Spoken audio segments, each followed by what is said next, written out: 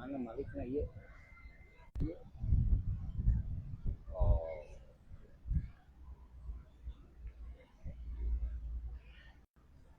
Assalamualaikum warahmatullahi wabarakatuh.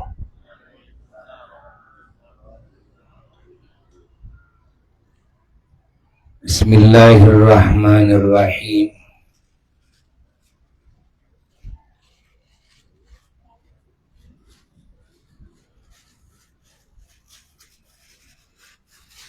Alhamdulillah alladzi manna alaina bil imani wal islam wa manna ala man syaa min ibadihi bil ihsan. Nas'aluhu tabaraka wa ta'ala an yamunna alaina bidzalika kullih wa bikamali dzalika kullih wa dawami dzalika kullih wa baqa'i dzalika kullih hatta nalqa rabbana jalla wa ala kamali dzalika kullih. Allahumma salli wa sallim wa barik ala sayyidina wa nabiyyina wa habibina wa syafi'ina wa maulana Muhammadin an-nabiyil ummi al-habibil alil qadril azimil jah wa ala alihi wa sahbihi wa sallim.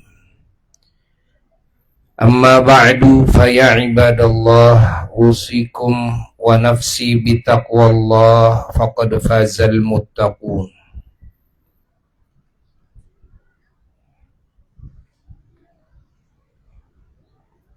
Para jamaah yang mulia dan segenap umat junjunan alam Kangjeng Nabi Muhammad sallallahu alaihi wa alihi wasallam dimanapun berada, yang semuanya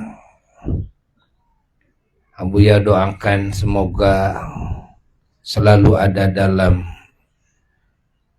penjagaan Allah, ada dalam jaminan Allah, ada dalam kasih sayangnya, ada dalam ridha-Nya, ada dalam cintanya, ada dalam petunjuknya, ada dalam pertolongannya, ada dalam nikmatnya, baik dalam kehidupan di dunia maupun dalam kehidupan di alam barzakh esok, maupun dalam kehidupan di akhirat kelak, sampai kita bersama-sama kembali ke negeri yang abadi di surga. Amin ya rabbal alamin.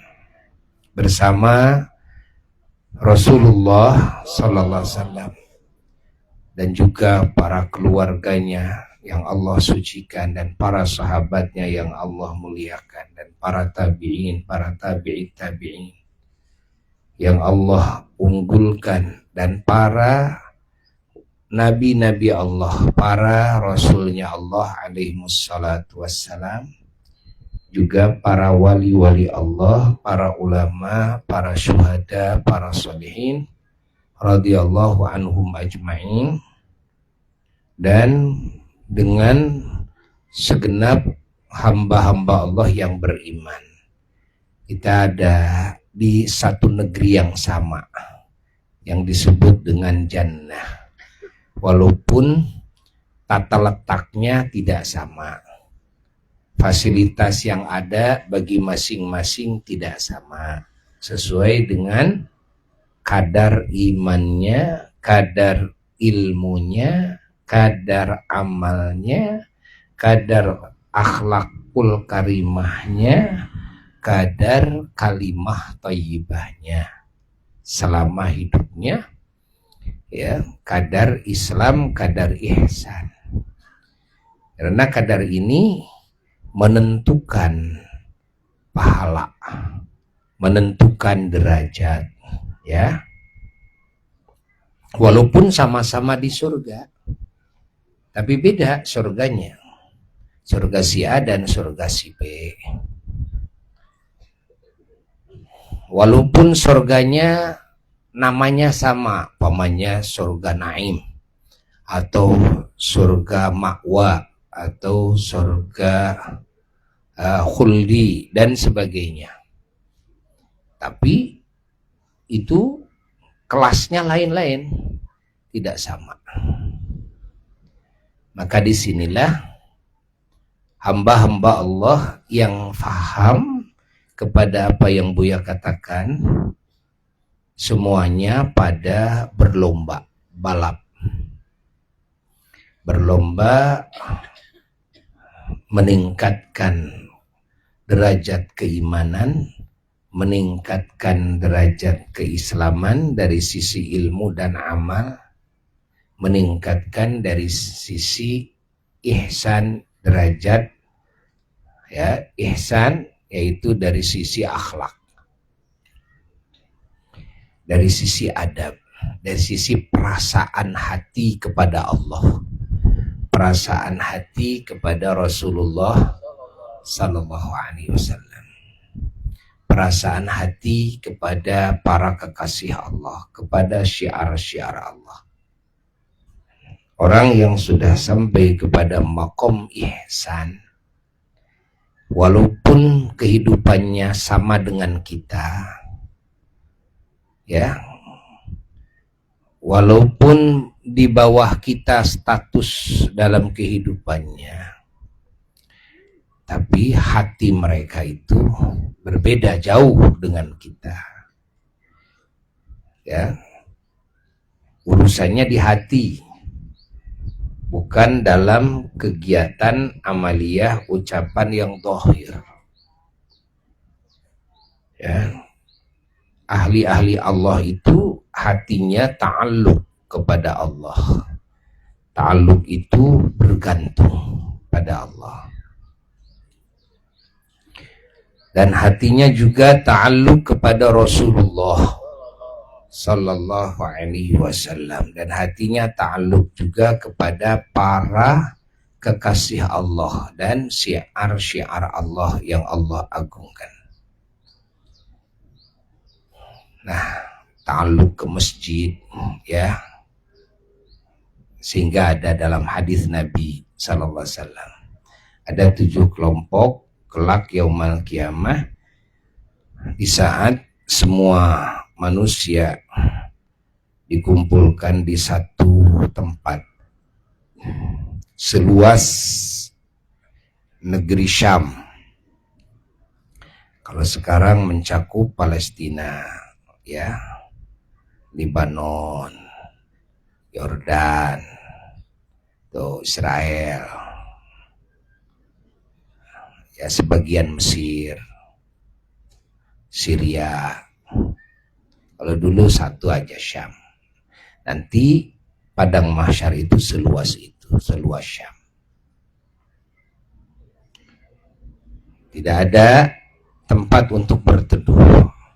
Tanah yang putih seperti perak, rata sekali. Tidak ada gua, tidak ada bangunan, tidak ada pepohonan, tidak ada air, tidak ada makanan.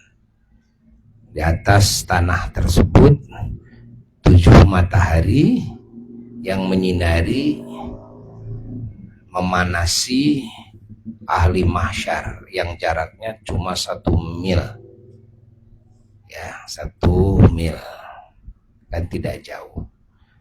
Dan semua manusia, bangsa jin, bangsa setan, tidak ada yang pakai pakaian, tidak ada yang pakai sendal, ya, semua kelaparan, kehausan, semua juga kepanasan. Ada yang tergenang dengan keringat sampai mata kaki, ada yang sampai lutut, ada yang sampai pusar, ada yang sampai telinga, ada yang tenggelam. Bagaimana amalnya masing-masing, bagaimana kejelekannya masing-masing. Semoga kita diselamatkan dari segala bencana dan kejelekan pada hari itu. Dan juga manusia semua disatukan dengan binatang, dengan bangsa jin, bangsa setan. Berjubel, bertumpuk. Di atas satu kaki ada 1000 kaki. Ya, manusia semuanya menginginkan mati, tapi tidak ada yang mati dan tidak akan mati lagi. Kematian disirnakan oleh Allah, semua diabadikan. Dan semua menghadap kepada perhitungan, ya, perhitungan amal waktu di dunia, amal baik, amal buruk, yang disebut dengan hisab. Perhitungan nikmat, digunakan apa nikmat yang Allah berikan kepada kita dalam hidup di dunia ini. Allah.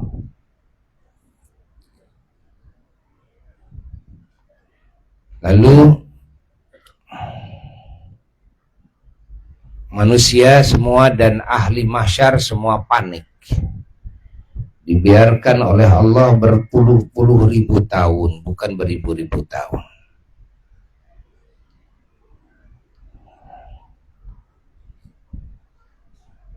Setiap rambut dan setiap kuku, bahkan kulub yang sudah dipotong waktu di dunia oleh Allah, digabungkan kembali kelak yaumal kiamah untuk diperiksa mana yang ikut melakukan ibadah, mana yang ikut melakukan maksiat.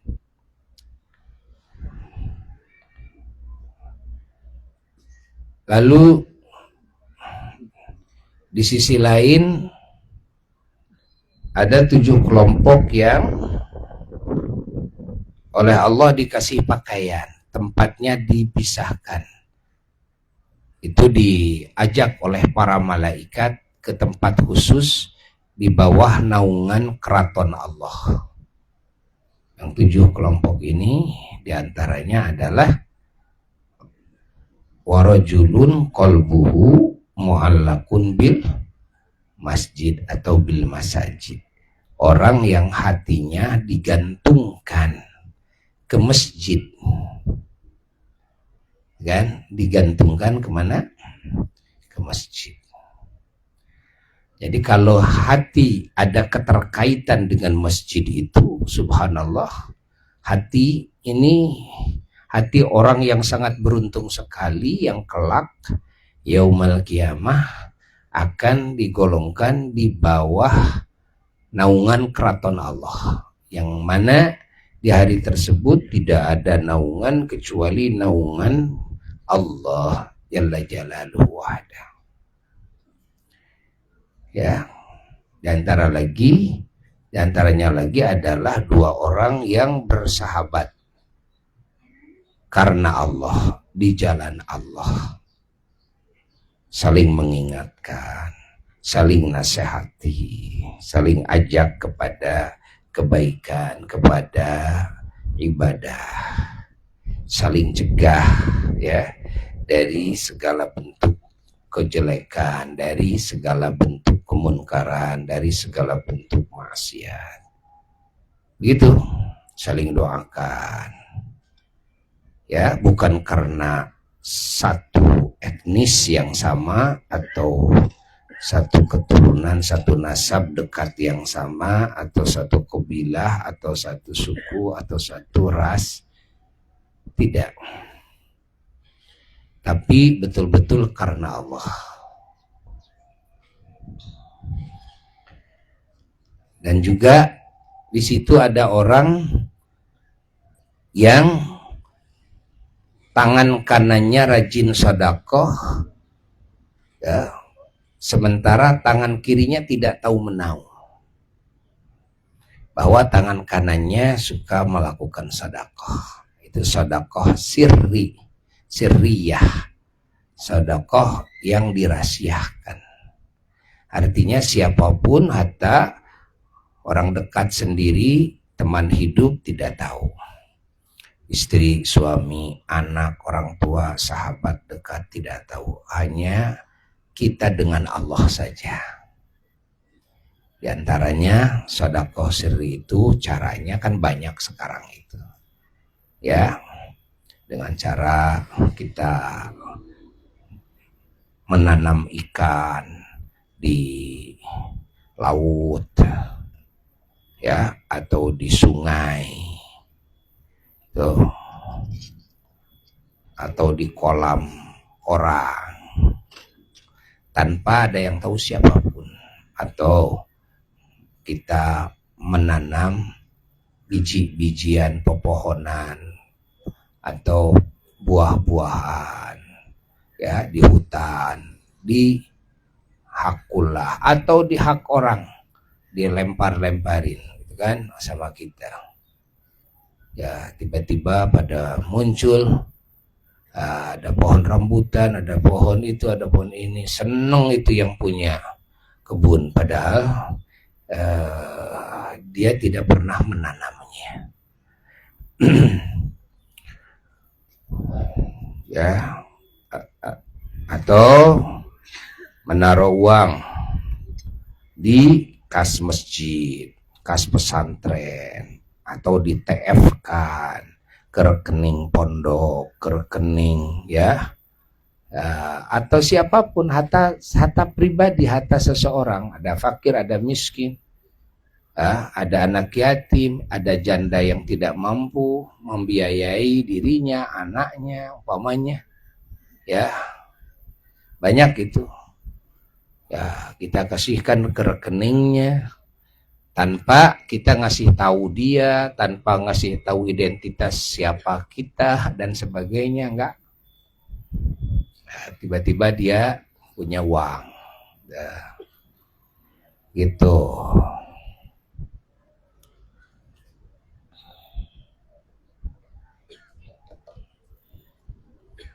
Tapi agar tidak membingungkan, kasih keterangan, ya, dengan nomor yang tidak diketahui, bahwa itu saya sudah TF ke ibu umpamanya, ya,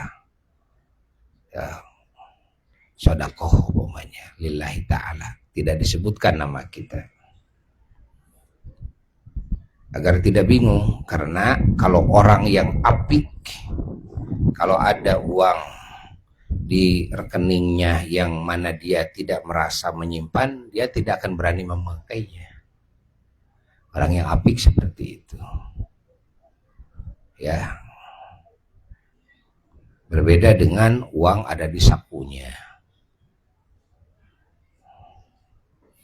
Atau seperti di kas masjid, kalau di kas masjid tidak akan ada yang punya pemikiran seperti itu, ya.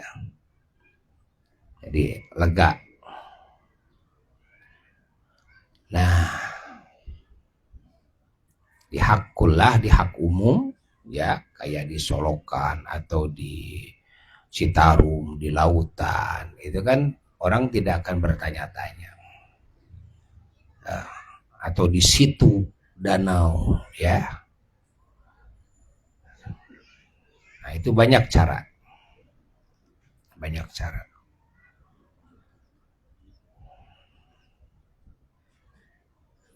Di antaranya lagi termasuk yang mendapatkan naungan di bawah naungan keraton Allah kelak adalah orang yang dari kecil terjaga dari maksiat sampai gede terjaga dari maksiat. Ya. Kalau kita ini yang sudah gede, nah sudah kadaluarsa. Jadi, tapi kita harus usahakan anak-anak kita yang kecil. Jangan sampai masuk dulu ke fase maksiat. Kita jaga benar-benar. Ada lagi yang mendapat naungan Allah kelak itu orang yang berzikir kepada Allah Ta'ala menyendiri, nggak ada yang tahu, menangis kepada Allah, ya. Jadi sering bernangis di malam hari, dikala orang lain tidak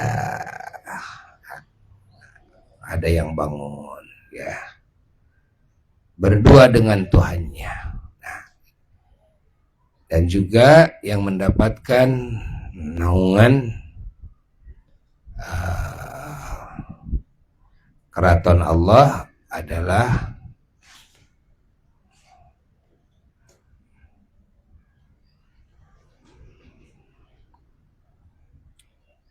imam yang adil, ya, pemimpin yang adil. Makanya pemimpin yang adil ini sulit, karena kalau berhasil menjadi pemimpin yang adil, dia dapat pangkat yang sangat tinggi di sisi Allah. Nah, kembali kepada yang tadi yang disebutkan oleh Rasulullah Sallallahu Alaihi Wasallam, orang yang hatinya digantungkan kemana? Ke masjid. Nah, maka di sini para ulama yang cerdas-cerdas, beliau-beliau itu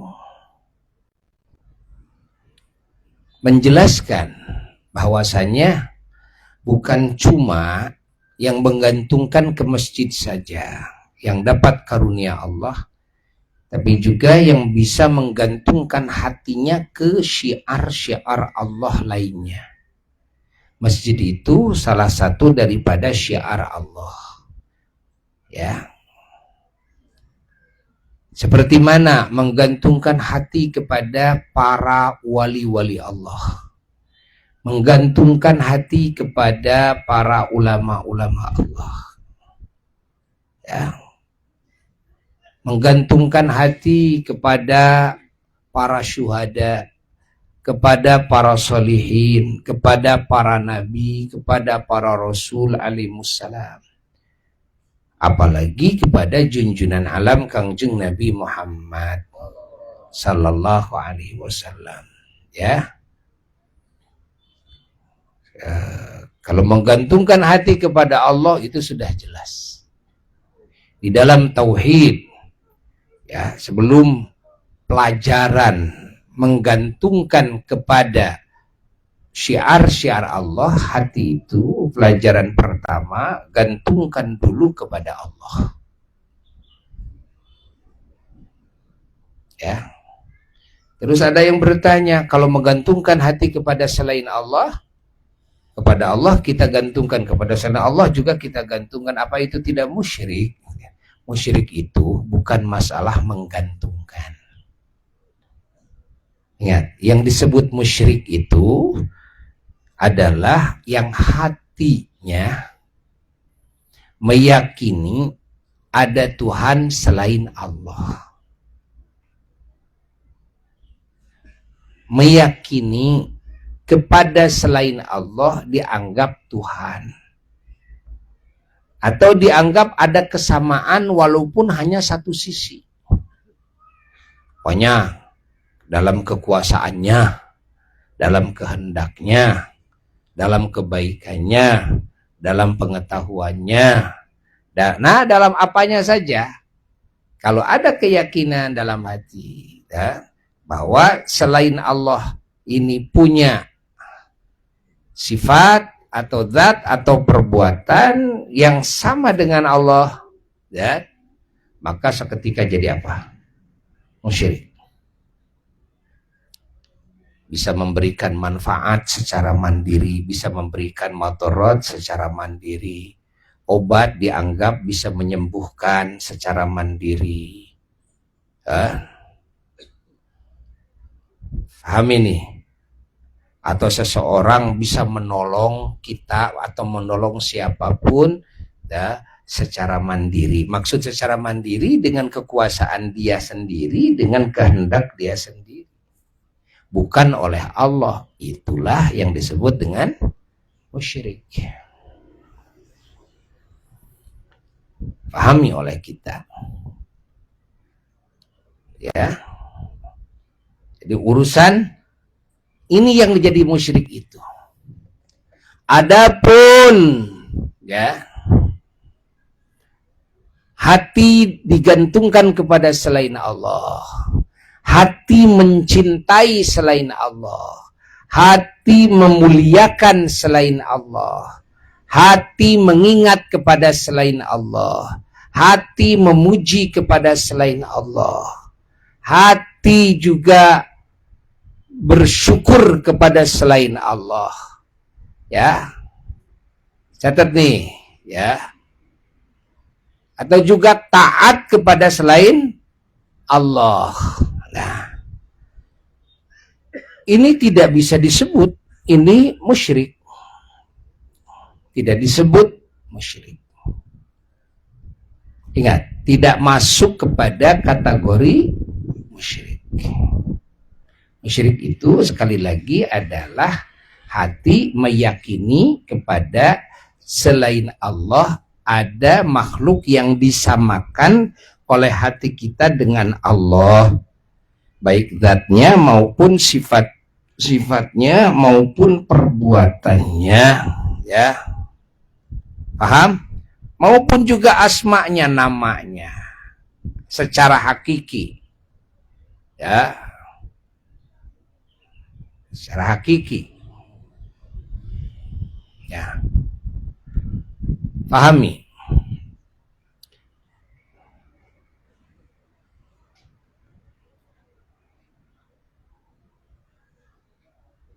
Paham?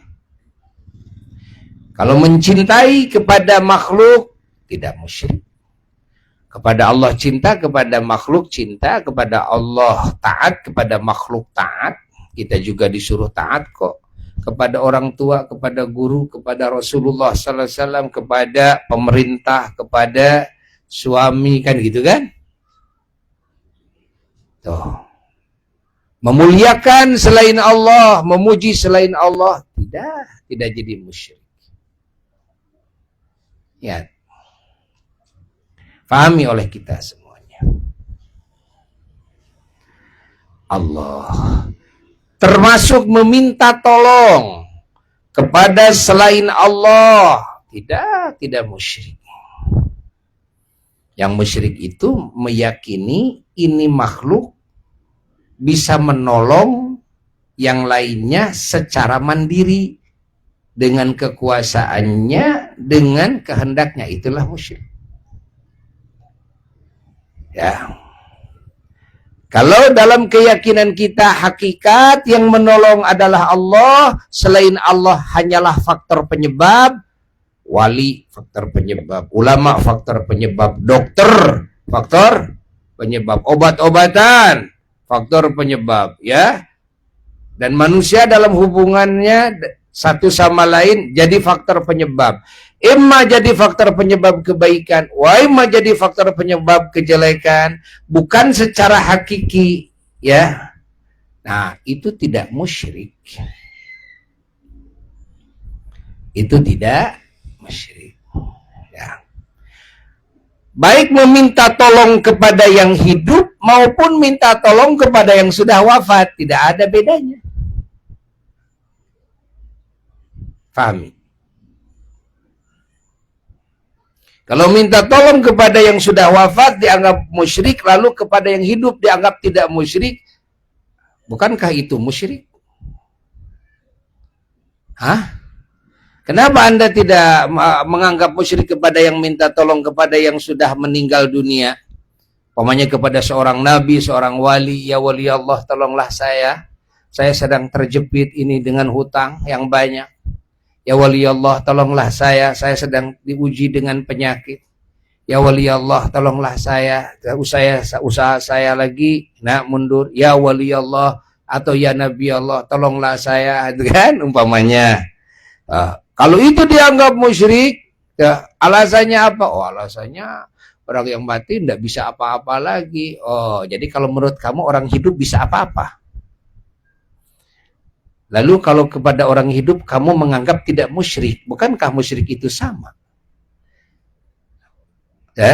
Kalau kamu menganggap kepada yang hidup bisa menolong, berarti itulah hakikat musyrik. Oh, yang hidup kan ini mah cuma faktor penyebab doang. Kalau yang mati hanya faktor penyebab doang gimana? Musyrik apa tidak? Ya tidak juga lah, kan? Karena wali Allah doanya diijabah walaupun sudah wafat. Para nabi doanya diijabah walaupun sudah wafat. Orang-orang soleh, ya, itu doanya diijabah walaupun sudah wafat. Mereka ahli barokah, ya. Mereka ahli barokah. Ingat. Jadi kalau kita datang kepada para kekasih Allah, itu kekasih Allah loh, bukan tukang judi. Itu kekasih Allah loh. Orang-orang dekat Allah, orang-orang yang selalu doanya didengar oleh Allah, jangankan yang adat, yang khawarik lil adat aja dikasih oleh Allah. Yang mustahil aja, yang manusia umumnya tidak bisa, doanya wali malah dikasih oleh Allah dengan gampang. Itu kan?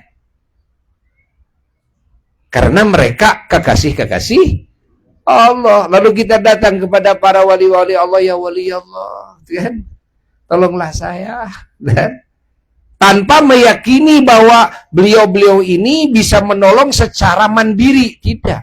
Semuanya hanya wasi penyebab. Seperti kita datang ke dokter aja. Tolong dok, saya, tolong saya, dok. Tolong dok. Minta tolong kepada Tuhan, kepada dokter. Tolong dok. Lah, minta tolong sama manusia. Apakah dokter bisa menolong? Itu cuma syariat saja, cuma wasilah saja. Kalau dokter bisa diyakini oleh kita hanya wasilah, maka nilai dan derajat kewasilahan di kalangan kekasih Allah jauh lebih hebat ketimbang nilai kewasilahan di kalangan orang-orang yang jauh kepada Allah. Kalau Buya lebih percaya kepada para kekasih Allah ketimbang kepada orang-orang yang jauh dari Allah. Dari sisi apa? Dari sisi kewasilahan. Ingat, dari sisi apa? Dari sisi kewasilahan. Saya datang ke dokter ingin sembuh. Wasilah dokter bisa menyembuhkan, tapi secara faktor penyebab saja. Kalau seorang wali dengan doanya yang mustajab, itu juga apa? Wasilah. Secara faktor penyebab bisa menyembuhkan dengan cara berdoa kepada siapa?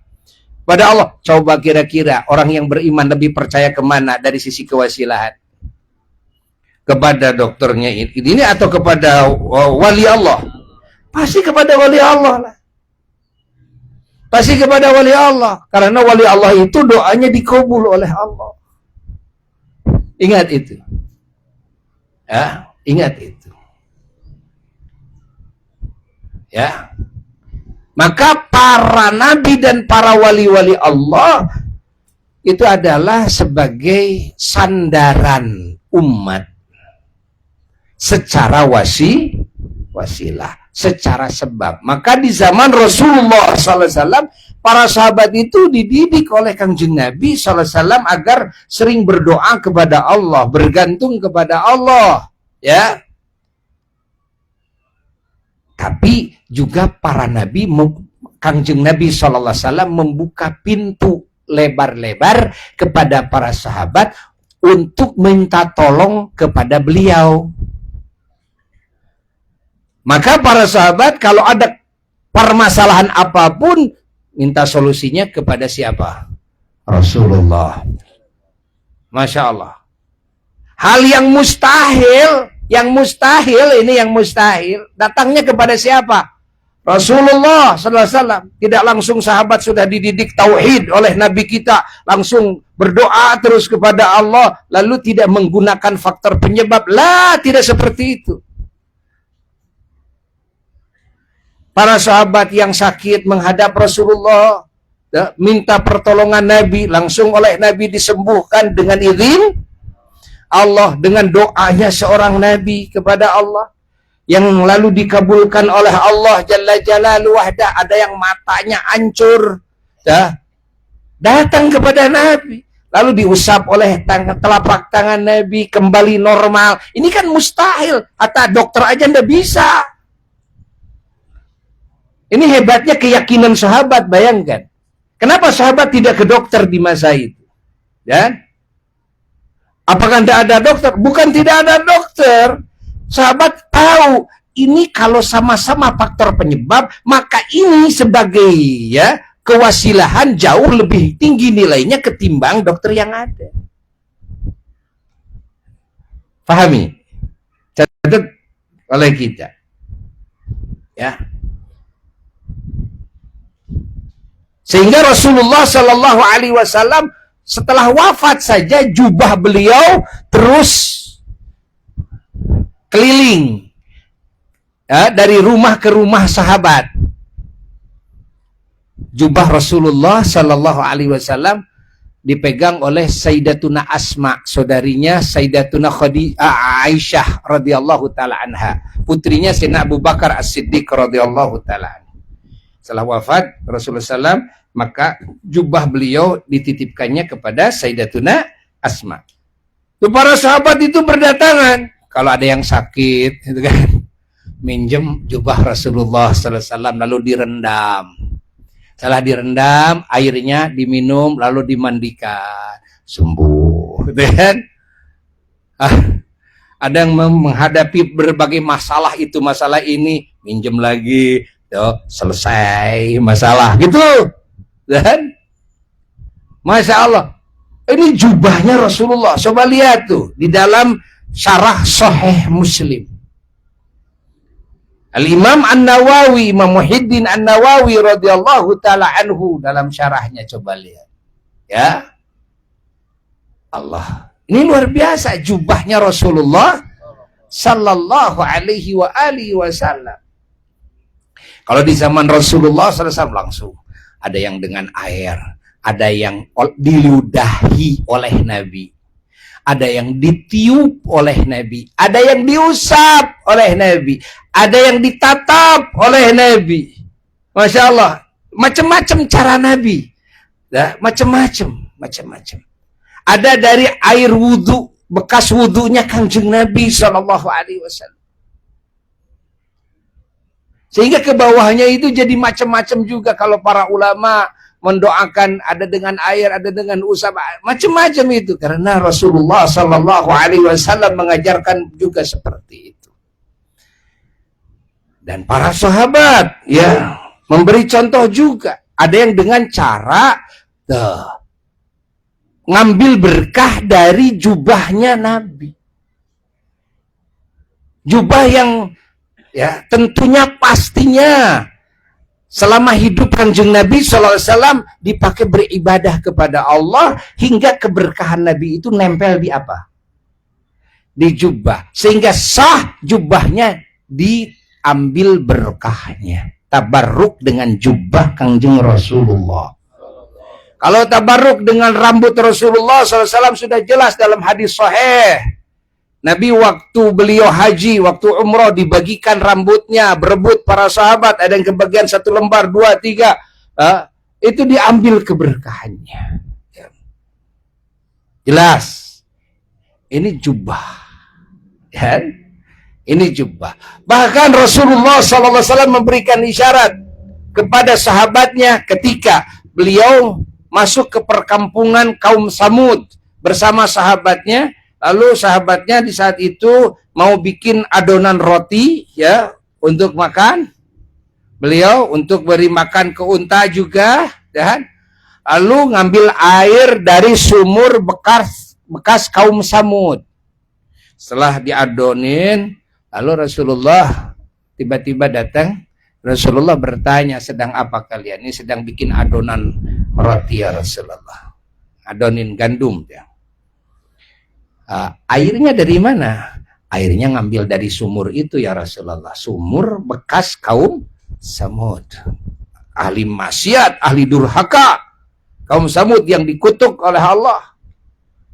Bagaimana Nabi memberikan isyarat? Ya, tumpahkan. harus ditumpahkan, tidak boleh dimakan. Harus diulangi, bikin baru, dan airnya harus ngambil dari sumur bekas minum ontanya Nabi Soleh. Di situ ada Nabi Soleh, bukan bekas minum Nabi Soleh, bayangkan, bekas minum ontanya Nabi Soleh, karena onta ditunggangi oleh seorang nabi yang tentunya nabi itu ada dalam ibadah, ya, dalam segala gerak-geriknya, sehingga di saat beliau menunggang pun juga beliau ada dalam ranah ibadah, dan ibadah Nabi ibadah yang nilainya, derajatnya tertinggi. Maka keberkahan tidak diragukan lagi akan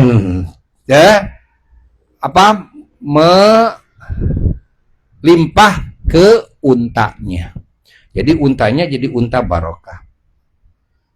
Begitu unta minum langsung dari air sumur tersebut, nah, air sumur yang kena mulut unta, Masya Allah, itu jadi barokah juga, karena untanya udah dapat barokah. Jadi patepa-tepa Allah. Dan ini disebutkan dalam keterangan. Catat ini, catat ini, ya. Banyak yang menganggap salah, banyak yang menjelaskan salah. Namanya tauhid sotoy. Tauhid apa? Sotoy.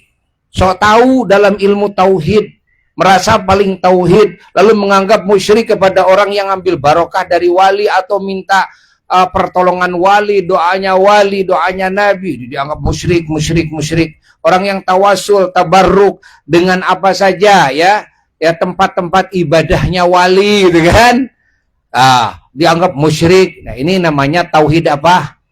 Sotoy. Tauhid sok tahu ini. Ini orang tidak pernah belajar tauhid yang benar ini. Kalau belajar tauhid yang benar, para sahabat juga ngambil berkah dari jubah Nabi kok. Para sahabat ngambil berkah juga dari rambut Nabi, ya. Ada sahabat yang ngambil berkah dari darah Nabi, hingga darah Nabi ketika Nabi difasdu, keluarkan darahnya, diminum oleh beliau. Dan para ulama, terutama dalam mazhab Syafi'i, para ulama semuanya sepakat bahwa darah Nabi tidak najis. Hatta kalau ada kotoran Nabi nampak tidak najis, kalau diminum itu sah-sah saja. Jangan disamakan dengan darah selain beliau Rasulullah Sallallahu Alaihi Wasallam. Jangan disamakan. Ya.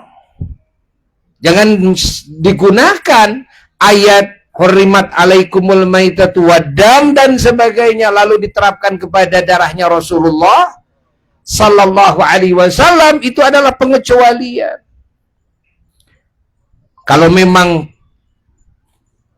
salah atau haram, maka pasti Rasulullah SAW akan mengingkarinya dengan keras kepada sahabatnya yang meminum darah beliau, ketika sahabat tersebut diperintah untuk membuang darah hijamah, darah fasdu beliau, ya, di tempat yang artinya yang sepi.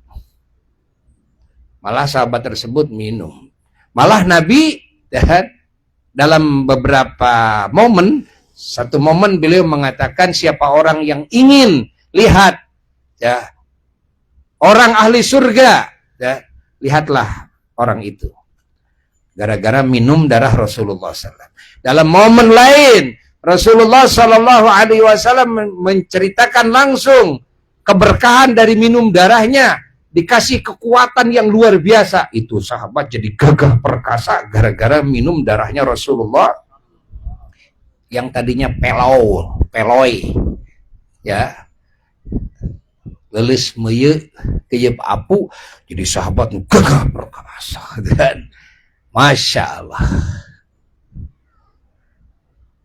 Allah Termasuk Sayyidatuna Fatimah Az-Zahra radhiyallahu taala, ada putri Nabi yang meminum darah Nabi ketika Nabi di perang Uhud terkena senjata giginya sehingga ada yang patah dan berdarah, lalu dibersihkanlah darah Nabi bukan dengan tangan oleh putrinya sendiri Sayyidatuna Fatimah Az-Zahra radhiyallahu taala anha, tapi dijilat dengan lidahnya, lalu dikenyot, ya, dan diminum oleh beliau, tidak dimuntahkan lagi.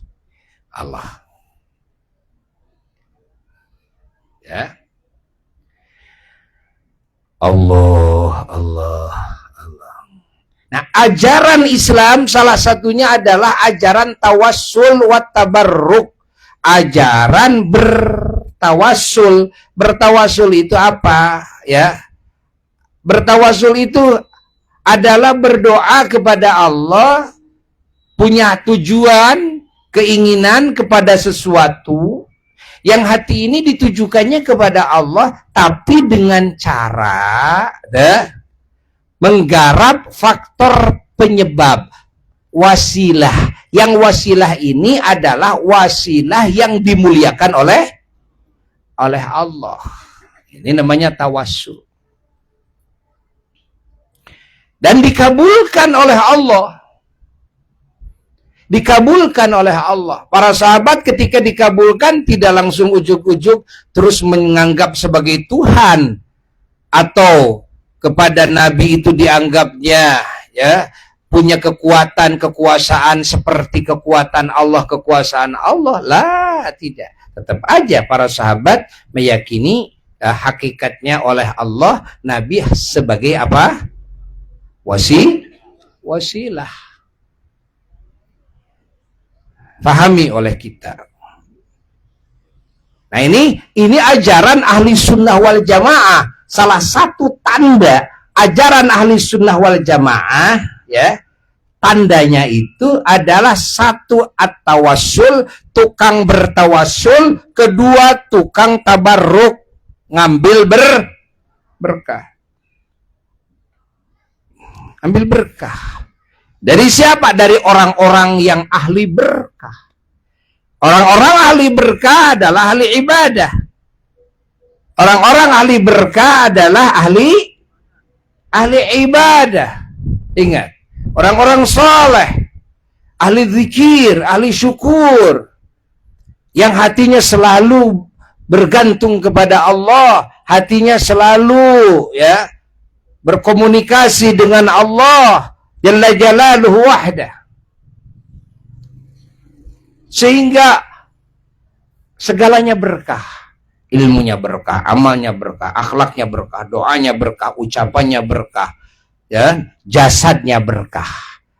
Terus kepada pakaiannya jadi berkah, terus kepada tempat tinggalnya jadi berkah, terus kepada yang disentuh oleh tangannya jadi berkah, disentuh oleh kulitnya jadi berkah, sisa makanannya jadi berkah, sisa minumnya jadi berkah, yang ditiup olehnya jadi berkah, karena di nafasnya ada nafas zikir.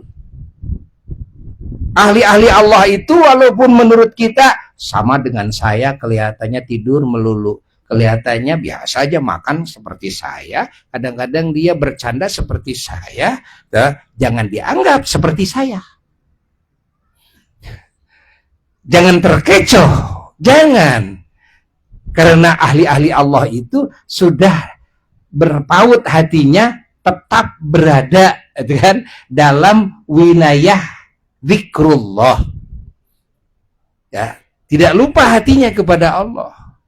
Walaupun melayani manusia. Rasulullah SAW dengan istrinya bercanda. Rasulullah SAW dengan sahabatnya kadang bercanda. Rasulullah SAW dengan cucunya kukudaan menurang mau ontaan, gitu kan. Main dengan cucunya Sayyidina Hasan, Sayyidina Husain alaihi wassalam.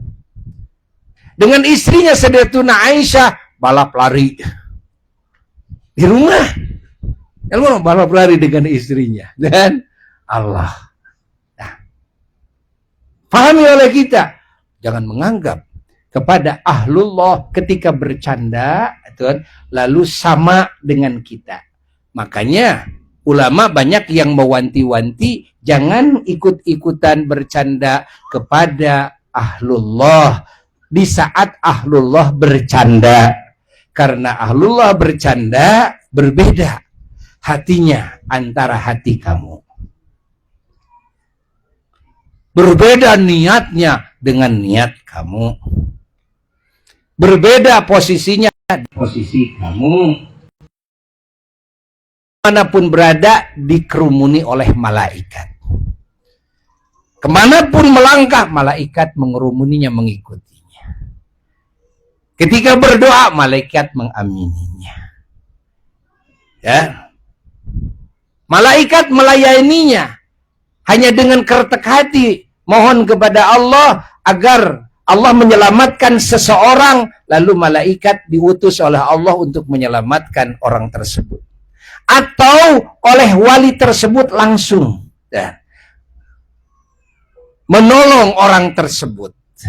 Ya.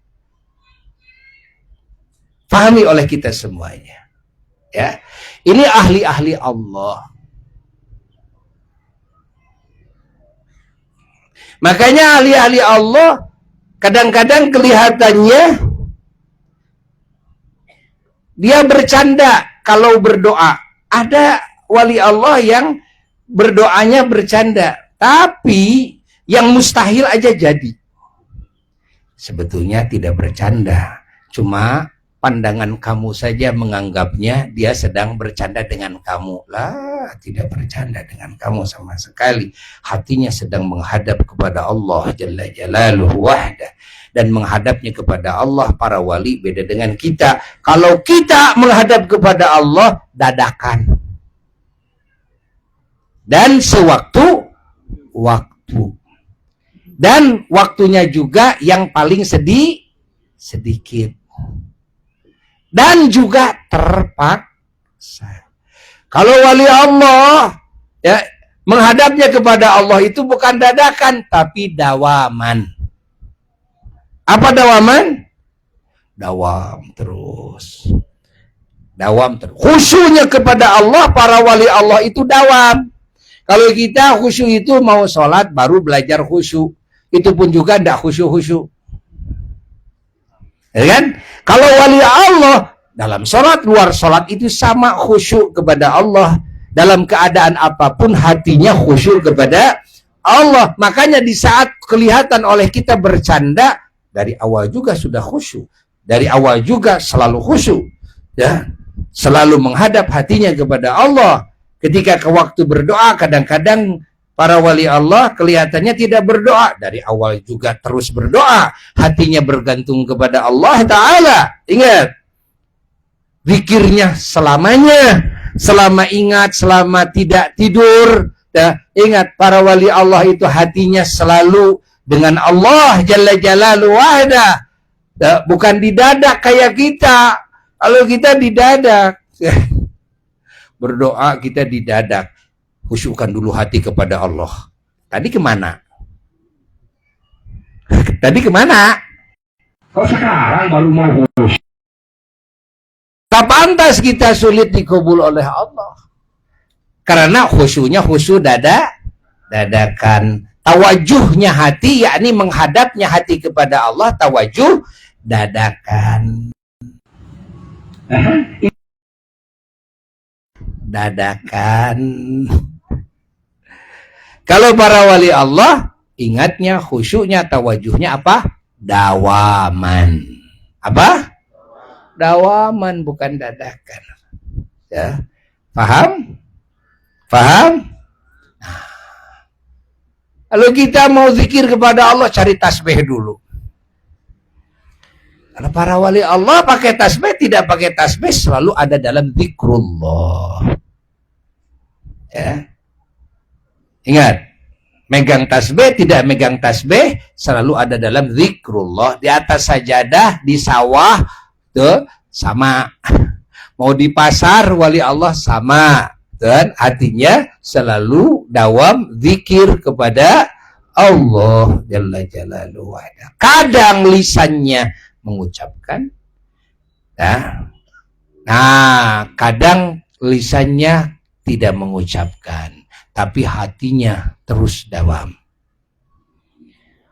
Allah. Makanya sebetulnya doa-doa para kekasih Allah itu tawajuhnya, khusyunya karena bukan dadakan, jadi terus.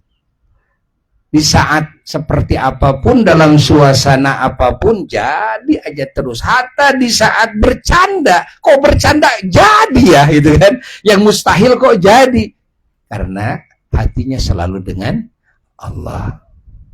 Pahami oleh kita semuanya, ya. Dan ini adalah didikannya, ya, para ulama-ulama Allah, para wali-wali Allah. Didikannya baginda Rasulullah SAW, didikan Allah bahwa zikir kepada Allah itu kiaman sambil berdiri harus dawam, wa qu'udan sambil duduk pun harus dawam, wa ala junubikum sambil berbaring pun harus dawam. Artinya dalam segala situasi kondisi kamu penuh hatimu dengan apa?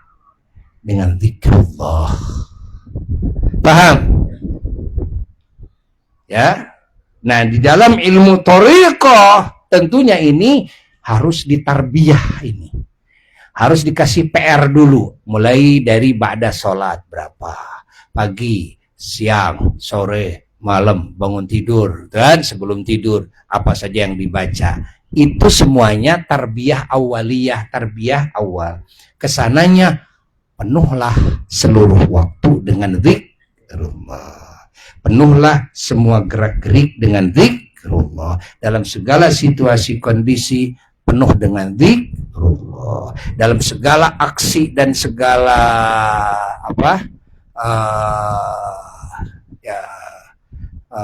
posisi penuh dengan zikrullah. Nah, Allahumma shalli wa sallim wa barik wa ala alihi wa sahbihi.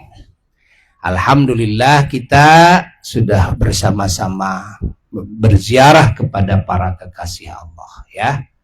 Alhamdulillah. Ini keberuntungan yang luar biasa.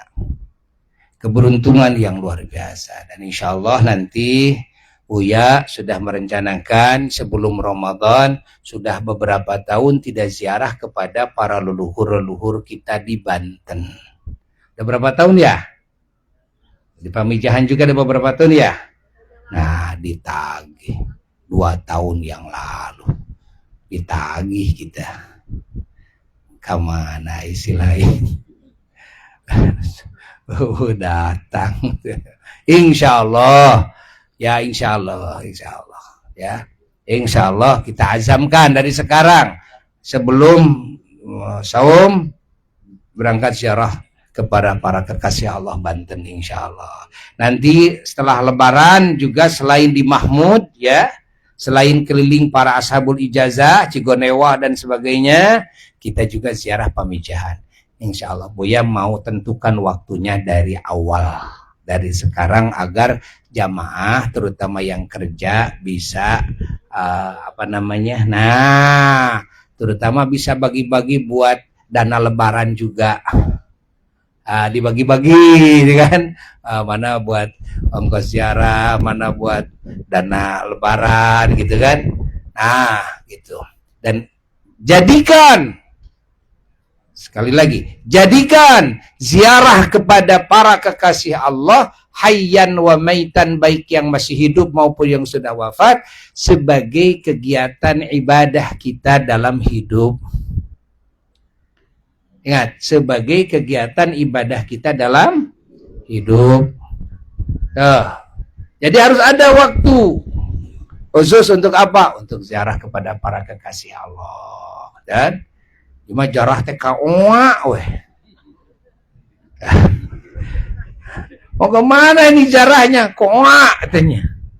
Mau jarah koa. Pengen dipoto selfie sama oa itu kan. Mana ini? Masya Allah, bawa mana seru aja ngoa. Masya Allah. Ya, jadi harus dimanage, ada waktunya kita ketemu dengan ya para kekasih Allah, ulama yang hidup, ulama yang sudah wafat, ya. Kalau ada wali-wali yang hidup, wali-wali yang sudah wafat, kita datang. Orang soleh yang hidup, orang soleh yang sudah wafat. Itu selain kita sering menghadiahkan pahala bacaan Quran, salawat, zikir dan sebagainya, kita datang. Dan ingat seperti yang Buya tadi katakan, bahwa manhaj ahlu sunnah wal jamaah, metode ahli sunnah wal jamaah adalah ahli tawassul. Ahli apa lagi? Ahli tabarruk. Ketiga, ahli ziyaratus salihin. Ahli ziarah kepada orang-orang saleh, ahyaan wa amwata, baik kepada yang masih hidup maupun yang sudah wafat. Itulah ya metode ahli sunnah wal jamaah. Ya, jadi kalau orang anti tawasul, anti tabarruk, malah menganggap musyrik, itu jelas bukan ahli sunnah wal jamaah. Bukan. Ingat, bukan ahli sunnah wal jamaah, bukan. Ya. Catat. Walaupun mengaku megang Quran dan hadis, tidak mungkin. Masa para sahabat mau dianggap ahli dolalah gara-gara ahli tawasul? Apakah tidak tahu para sahabat ahli tawasul? Apakah tidak tahu para sahabat ahli tabarruk, ngalap berkah? Apa tidak tahu para sahabat juga ahli ziarah? Nah, kan? Coba lihat para sahabat, para tabi'in, tabi'in. Kalau betul-betul mengikuti kepada metode para salaf, as-salafi, harusnya jadi ahli jarah, harusnya jadi ahli tawasul, harusnya jadi ahli tabarruk. Malah mengharamkan, malah membid'ahkan, malah menganggap dolalah sesat, malah menganggap syirik musyrik. Na'udzubillahi min dzalik. Na'udzubillahi min dzalik. Ya. Hati-hati, ya. Hati-hati, jangan sembarangan kita menyerap ceramah di mana sekarang banyak melalui media sosial, ya, yang menceramahkan Quran Sunnah tapi dengan pemahaman yang dangkal. Qurannya benar, hadisnya benar, cara memahaminya yang salah. Akhirnya memiliki kita pemahaman yang salah. Quran benar, hadisnya benar, tapi pemahamannya yang salah. Kan yang diperlukan bukan Quran hadis semata, tapi yang diperlukan adalah memahami kandungan Quran dan hadis secara sahih, secara benar. Ya. Terus kemana, kepada siapa kita mengiblat? Ya, kepada para sahabat, kepada para tabi'in, kepada para tabi'in. Buka sejarah hidupnya, buka fatwa-fatwanya. Kalau dibuka, maka semuanya akan menjadi ahli tawasul, semuanya akan menjadi ahli tabarruk, dan semuanya akan menjadi ahli ziarah semuanya. Allah. Ya. Catat oleh kita semuanya. Semoga ziarah kita kepada para kekasih Allah, ya, menghasilkan segala kebaikan dunia dan akhirat bagi kita, keluarga kita, keturunan kita, orang tua kita, leluhur kita, guru-guru dan murid-murid kita, dan semua saudara-saudara kita, ahli kampung, ahli negeri kita, pemerintah dan bangsa kita, terutama saudara-saudara kita yang sekarang sedang ditimpa musibah ujian dari Allah di Sumatera, ya. Semoga oleh Allah Subhanahu wa taala segera dicabut segala musibahnya, diganti segala kerugiannya dengan yang lebih baik, lebih banyak, lebih berkah. Yang wafatnya semoga oleh Allah ditinggikan derajatnya menjadi syuhada. Keluarga yang masih hidup, yang kena sakit, yang ada yang istilahnya ada yang kerugian dalam fisiknya, dalam hartanya, semoga segalanya oleh Allah Subhanahu wa taala dipulihkan, ya, dan dikasih pahala yang melimpah, rahmat, berkah yang melimpah, derajat yang tinggi di sisi Allah, diampuni segala dosa-dosanya. Dan semoga ya, ini tidak terulang, ya. dan orang-orang yang jahatnya yang menjadi faktor penyebab datangnya banjir, yang menggunduli hutan-hutan, termasuk yang memberikan izinnya, ya. Semoga Allah Subhanahu wa taala juga dijauhkan ini oleh Allah taala, juga dikasih hidayah oleh Allah Subhanahu wa taala juga, ya, dikasih peringatan-peringatan, ya.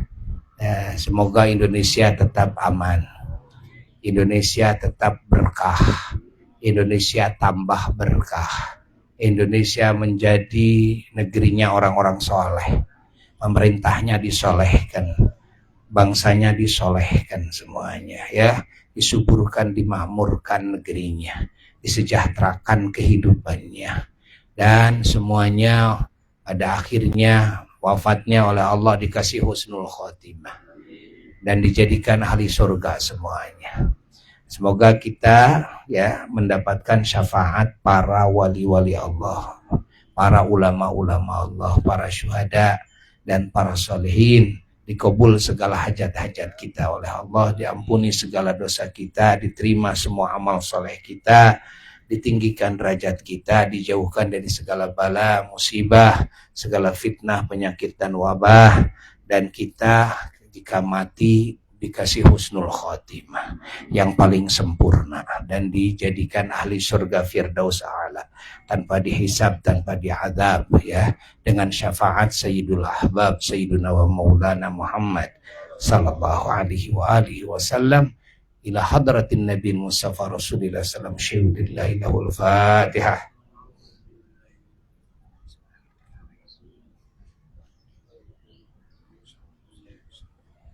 Amin.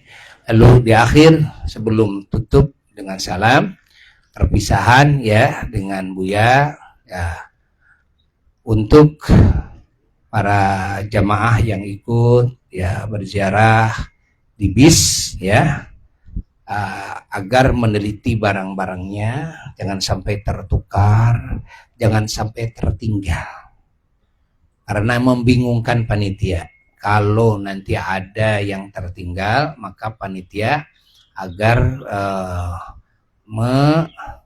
memberi kabar kepada jamaahnya masing-masing, ya, lapor kepada panitianya masing-masing di bis 1, bis 2, bis 3, terus siapa panitia-panitianya, oh saya ketinggalan anu, cepat ambil. Kalau makanan-makanan, ya, yang sifatnya ini cepat basi, Buya ini ya, menghimbau jangan lebih dari 1 hari. Kalau 1 hari, ya, tidak diambil juga, maka ridokan, halalkan, dimanfaatkan, dimakan oleh siapa saja. Setuju nggak? Nah, gitu. Kalau ada uang atau emas, ya, usahakan itu dalam waktu seminggu. Kalau seminggu umpamanya tidak diambil juga, nanti panitia agar dimasukkan ke kas perjuangan dakwah Asyifa. Bagusnya ditinggalkan 100 juta uangnya. Setuju gak? Nah, udah tuh, setuju, siap, ya. Nah, tuh, ya, tinggalin aja. Oh, jangan dibawa pulang lagi tuh emas segala macam, taruh itu kan. Kan kita sedang membangun pondok dari sana di sini. Alhamdulillahirabbil alamin. Dan kita kalau ada kesalahan saling maafkan. Ya, semuanya ikrar saling maafkan, saling halalkan, ya. Semua ikrar saling halalkan. Alhamdulillah. Kalau sudah saling maafkan, saling halalkan, ingat, setelah ada kata maaf tidak ada ungkap.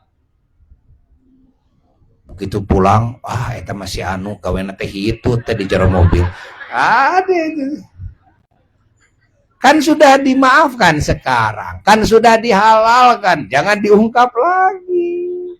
Dan setelah ada kata maaf tidak boleh ada ungkap. Kalau ada ungkap, maka yang mengungkap dia berbuat kesalahan pertama sekarang mah.